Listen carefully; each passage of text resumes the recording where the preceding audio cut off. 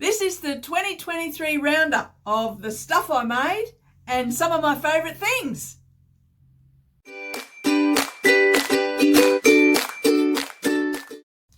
Hello, and welcome to my channel. And welcome to those that haven't been here before. My name's Deb, and this is Sewing Seams with Deb. Today I'm going to launch into 2024 by first of all having a review of 2023. I've dragged out my book with all my makes in it, and I tell you what, I've made a lot of stuff. Not that I've counted it, because I don't want to count every pair of undies, every pair of socks, lots of stuff, but I've had a lot of fun, and it's always great to achieve something that I've made for myself, that I really love wearing, and that looks good as well, and that the steps that I've taken has produced something that I'll wear. I'm always so happy when that happens.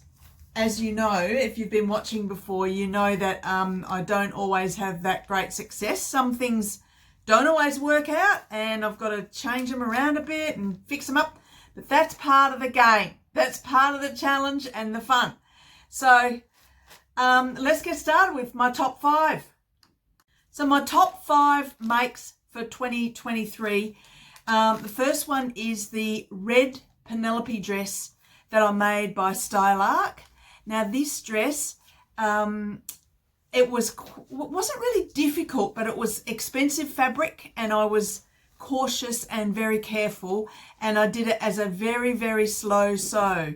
I did this back in October and really enjoyed it. I can't say I've worn it heaps yet because we've had such hot weather.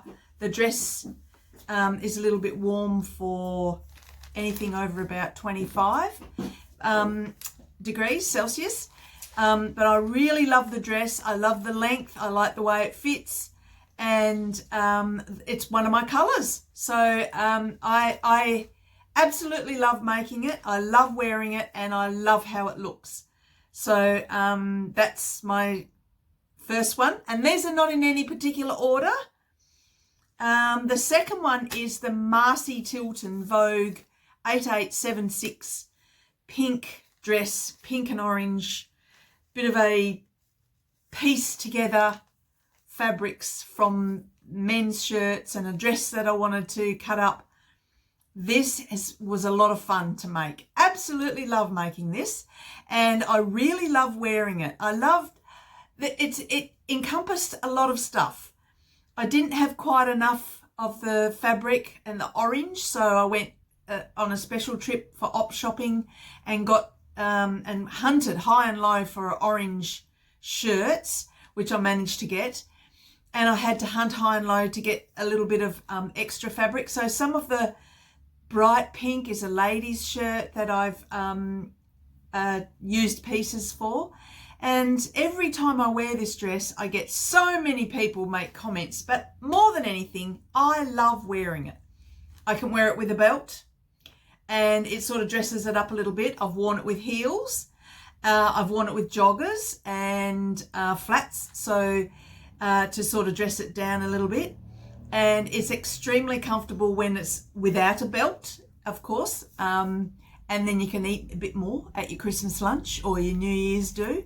So, yeah, a very big favourite, that one, the Marcy Tilton dress. And that's the second one I've made, and the first one I made in 23. So that was a lot of fun and required a lot of steps, but it was well worth it. The next one I want to talk about is the beautiful Patina Blouse. What a beautiful pattern this is from the Friday Pattern Company. I bought this absolutely beautiful fabric from Fabric Deluxe in Melbourne on my first of 2 trips to Melbourne in 2023 in July. So I made this beautiful blouse. It absolutely sits beautifully around, particularly around the neck, and it is such a pretty colour. I've also, again, had a lot of compliments when I wear it, and I do believe it's probably one of my colours. It's a very deep navy blue, or dark blue, not sure the name of it, but beautiful fabric, and it hangs beautifully. Once again, the same issue as with the red Penelope dress. Haven't had a lot of occasion to wear it because it's been so hot. Relentless. Great to have the blouse, but you need to wear it with a skirt or trousers. So that's something I need to make. I mean, I love wearing it with my jeans. Just back up a bit. I love wearing it with my jeans, and it looks really nice. And I've got a lovely denim skirt that I wear it with. And what I think I might consider is making just a generic black skirt or a dark skirt to go with this and some other lovely blouses that I have, so that I don't need to wear pants on these hot days. So Patina Blouse, a massive winner. I made that first one, and I made the second one in quick succession out of an old shirt that I cut up, and that turned out beautiful too, because I just love the neckline. So it's very flattering, and the collar is beautiful. So a big win, Patina Blouse. Another one, of course, is my tried and true Love Notions patterns. Absolutely love these patterns, and those of you that have been following along will know that I refer back to the Love Notion patterns a lot. In fact, I'm wearing one today. Yeah, so the Love Notions willow wrap dress. I've made a few of these. I haven't quite got to make a summer one yet, or a autumn one. But the ones I have made have been long sleeves, and I absolutely love them. So the blue butterfly willow wrap dress I made earlier in the year, and absolutely love it. So the next one is this, very, very favourite green jumper that I knitted with Bendigo Woolen Mill from Rosary Apparel pattern. It's a free pattern from the website Rosary Apparel. And this I ripped back a couple of times and had trouble with a few things and the sleeves fitting in and everything, but it's so beautiful to wear. But again, I keep making these things for the colder weather. I can't wait for it to be cold. I might move to Tassie where it's nice and cold, where you are, Janelle, for Rosary Apparel. But I love the jumper, and the Bendigo wool is absolutely adorable. That's the luxury wool. Well worth the spend. It doesn't end up being very expensive. I think it cost me $55 or something like that in wool. Not that expensive. A beautiful jumper, a great product, and I'm very, very happy with it. Now, on the knitting, I think I've gone past my 5, haven't I? Who's counting? Anyone counting out there? Anyway, I want to mention the socks. The other knitting project that I have on the go the whole time are socks. These ones were knitted during winter, and they were knitted for me, and they are beautiful. I'm still wearing them after my shower in the evening in the summer, because what I find is just around the house, don't wear them outside without shoes on. I'll put my Birkenstocks. But I find that it really stops my drying heels. Little bit of a tip for you there, people. So if you've got some homemade or handmade woolen socks, or even some bought woolen socks, I think cotton would be the same. Put them on after you shower, and it stops all that dryness. You know, us in Australia wear our pluggers. We wear our, and of course they've got to match your outfit. We wear our thongs a lot.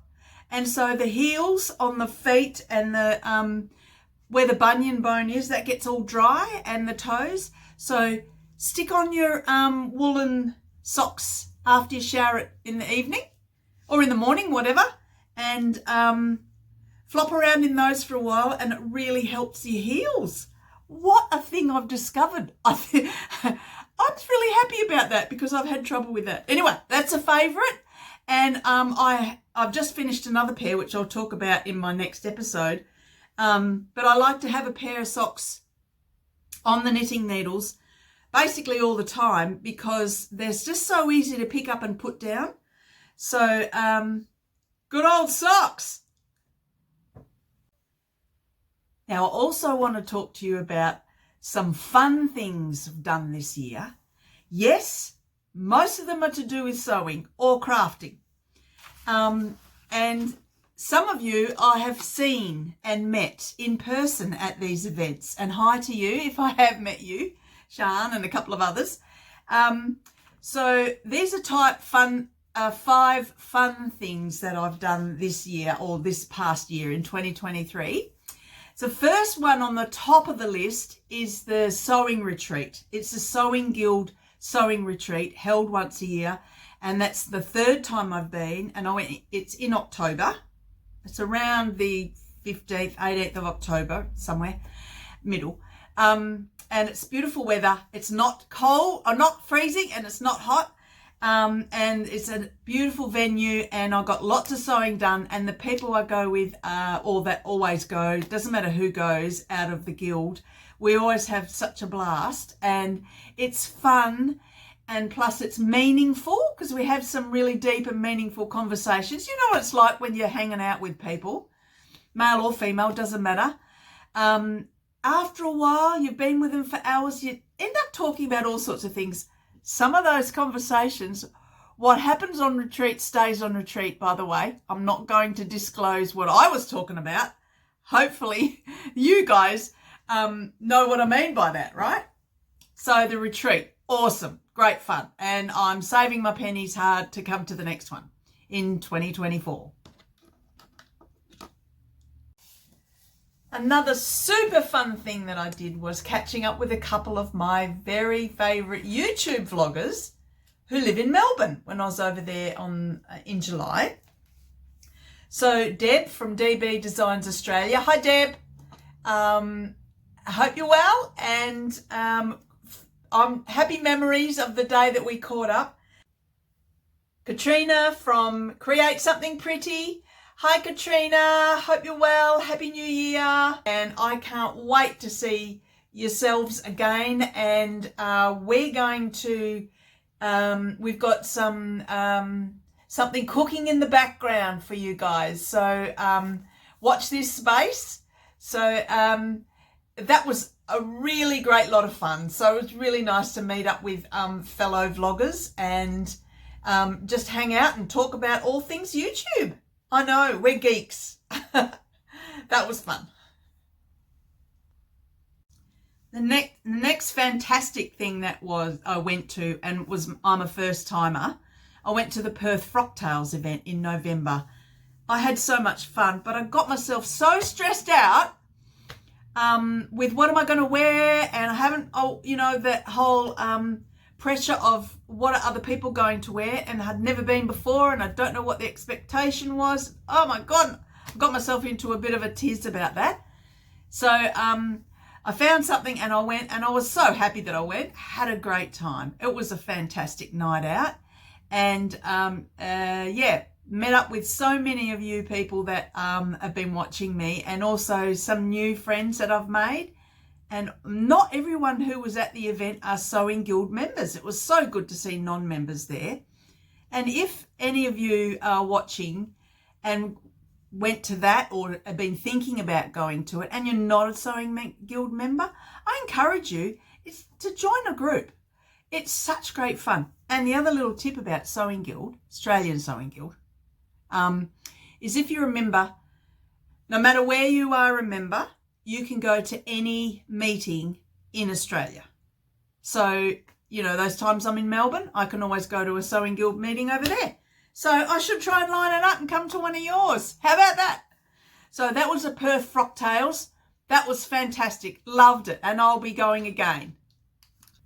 I went to a couple of events that were a lot of fun. In fact, I went to 3. One was the Craft Alive event, and that was in August. So that was all sorts of crafts and all sorts of hand sewing and card making and knitting and all those quilts, so many quilts. And, I'm not a quilter, but I really, really appreciate all the work that goes into quilt making.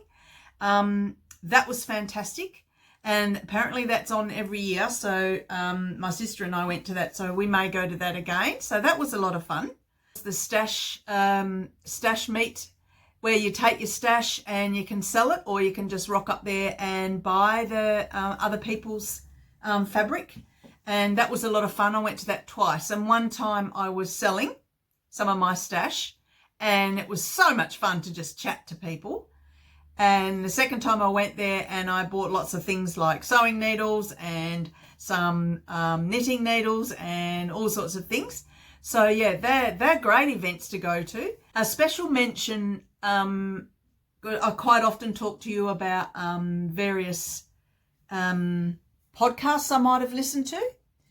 And the particular one that jumps out at me, which turns out to be my favourite, lots of them, but the one that I recall listening to quite some months ago was the Check Your Thread with Zoe, and it's episode 97. If you haven't caught up with this one yet, it's all about the different fabrics we use in garments and how they're made and what sort of things you would make with those and how you can tell that they're the authentic. And it's a very, very good, I mean, I love that Check Your Thread podcast anyway, but that particular episode was my all-time favourite this year.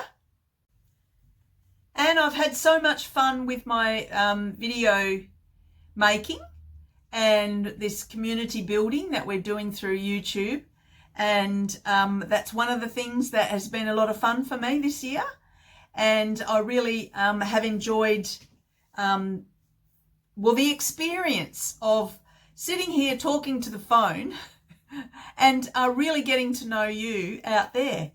And some of the highlights of my videos have been the comments that I receive from you and interacting back and forward with the comments. It has also been the live stream. I had one live stream, and honestly, I've intended to do a live stream every month. And that's one of my goals for 24, is to do some more live stream. And I want to do one in January, so watch this space. And I've loved talking about I loved doing the 3-part series on the vintage sewing patterns. That was so much fun. And I still can't believe I've still got some down there to talk to you about. So they're the bit more modern ones. We'll get to that. And I do have other things I still want to talk to you about. I want to do some collaborations, and I just think it's a blast. It's so much fun. And for me, it's fun and friendly and building community. They're the things that I'm absolutely loving about the podcast, or vlog, I should say. So that was it about the favourites. Now, I just wanted to say one thing about, making New Year's resolutions. And by the way, Happy New Year, everyone. I hope everyone has successfully brought in the new year, and that we're looking forward with hope to a peaceful and fulfilling new year, full of sewing and craft and peaceful activities. So I've often sat carefully over the years, sat carefully and thought, right, what would my New Year's resolution be this year? And there's been times when it's been, that's it, I'm quitting smoking, or that's it, I'm going on a diet, or that's it, I'm going to start doing more exercise. You know, they're the very common ones, the popular ones.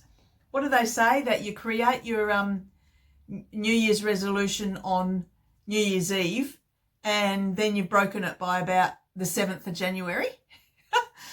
So what I've decided to do, and I've done this for the last few years, is to choose one word.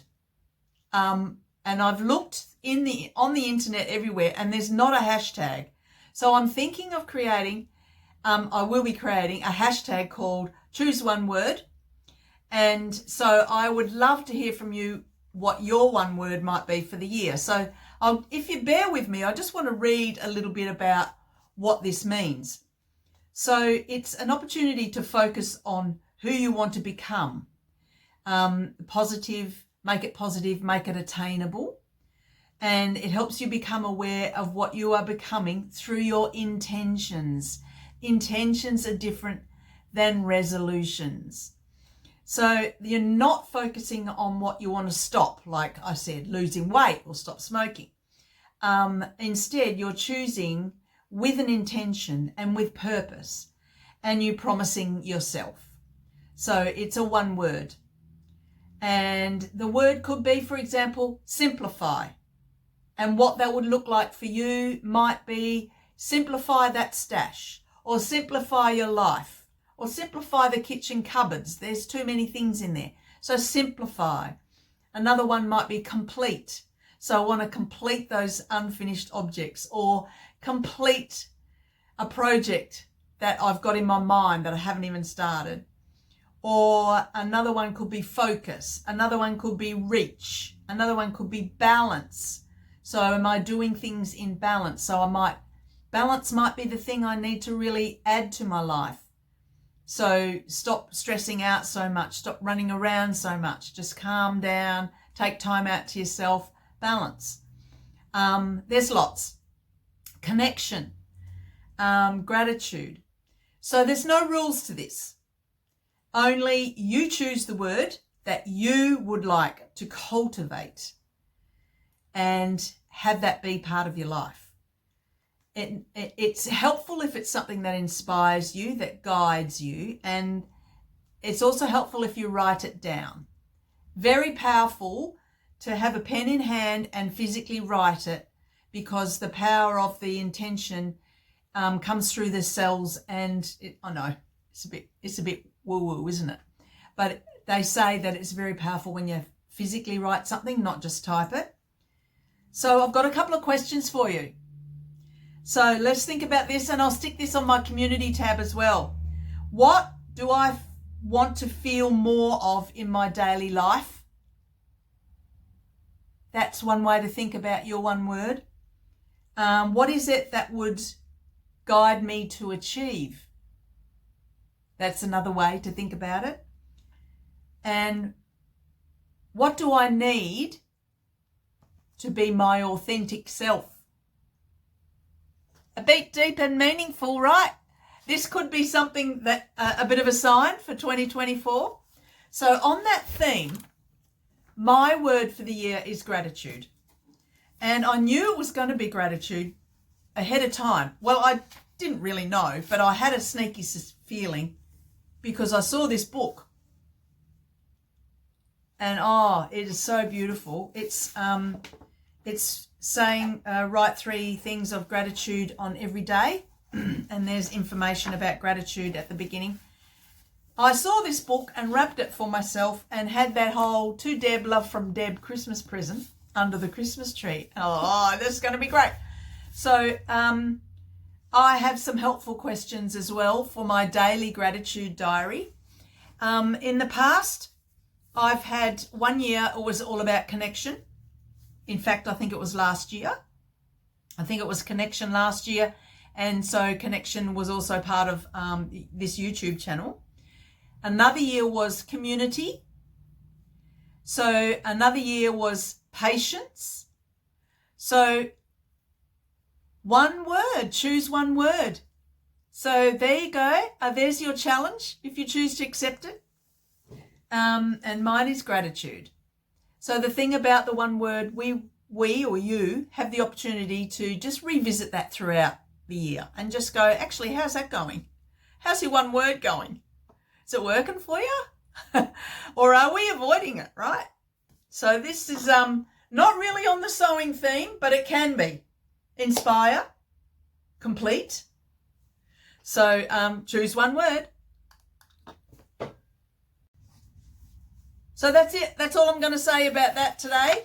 And I'm going to leave you with that and let you ponder on what your favourites of the previous year were, what your favourite makes were, and what your one word might be. And I would love to hear from you. Keep your eye out for the community tab, because I'm going to put those questions on there for you to ponder and maybe respond to. You don't have to. Please don't feel obliged. This is for you. And also, I'm going to have a live stream soon. So it's probably going to be on a Saturday again in a week or 2. Goodness, I've talked so much. I've had a coughing fit. So I just want to say goodbye. So until I see you again next time, Take good care of yourself. Stay well. And happy sewing and happy 2024. Yay!